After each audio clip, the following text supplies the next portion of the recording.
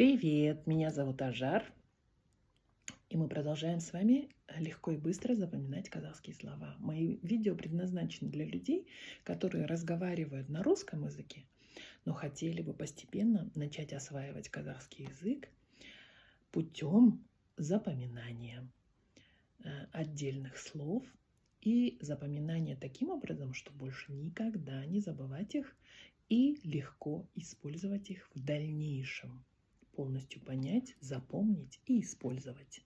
Сегодня мы будем запоминать такое слово, как Адам. Адам – это человек. Человек. Это единственное число Адам. Человек. Для того, чтобы здесь произношение достаточно легкое, я думаю, для того, чтобы еще лучше запомнить это слово, предлагаю посмотреть картинку. В данном случае. Вот я перед вами тоже я Адам. Вот картинка разных Адам. И, как обычно, мы составляем предложение со словом Адам. Русские предложения подставляем вместо слова человек слово Адам. Мы все Адам. Только Адам, я думаю, является царем природы и царем всего живого на этой планете. Только Адам имеет сознание того, что он может думать и может осознавать на этой планете. Потому что разум есть у всех живых существ, но именно дух и осознание присущи только Адаму. В каждом обществе для Адам есть негласные или гласные, или написанные кодексы, определенные кодексы чести, по которым человек должен себя вести. У казахов тоже есть и негласный кодекс, и кодекс, который был написан давным-давно, еще в древние времена. И этот кодекс, он регламентировал поведение Адам. Для того, чтобы быть полезным Адам, человек, наверное, просто должен понимать свою роль в обществе и делать какие-то действия, которые улучшают его окружение, а не думать только о самом себе. На самом деле область ответственности каждого Адам, она выходит далеко за пределы самой личности. То есть люди, которые думают, что они только одни, да, и только нужно думать только о себе, на самом деле у них чуть-чуть ограниченный взгляд. Это мое мнение.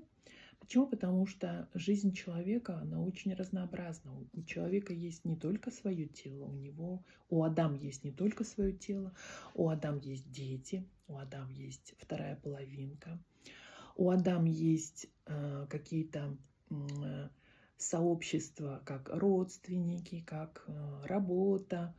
У Адам есть страна, в котором он живет, и, наконец, у Адам есть планета, на которой он существует.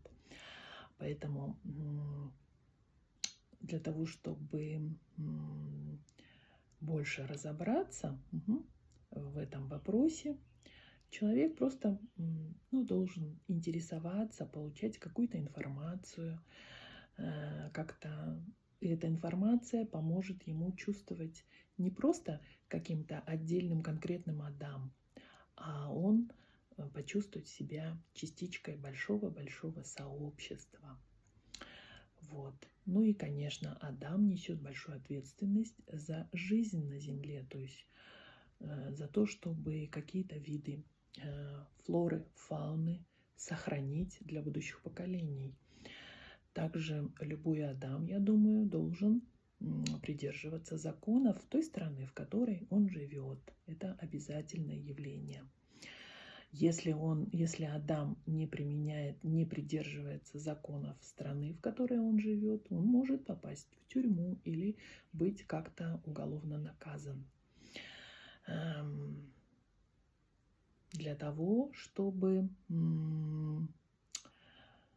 вообще, я думаю, воспитанию именно Адам, его личных качеств, его места в обществе, прямо, мне кажется, должно уделяться большое-большое внимание и в семье, и в обществе, и в школе, и, в принципе, везде. Почему? Потому что Адам – это основная ячейка любого общества. Вот таким образом составляйте свои собственные полноценные предложения.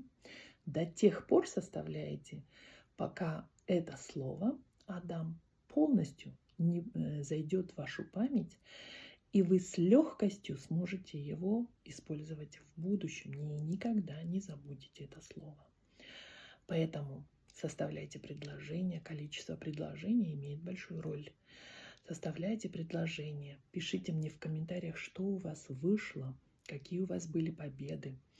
Возможно, вы что-то новое поняли, запоминая казахские слова. Возможно, у вас изменилось какое-то отношение к окружению, может быть, к языкам, может быть, но не знаю. У каждого это индивидуально. Поэтому пишите комментарии, подписывайтесь, делитесь моим каналом.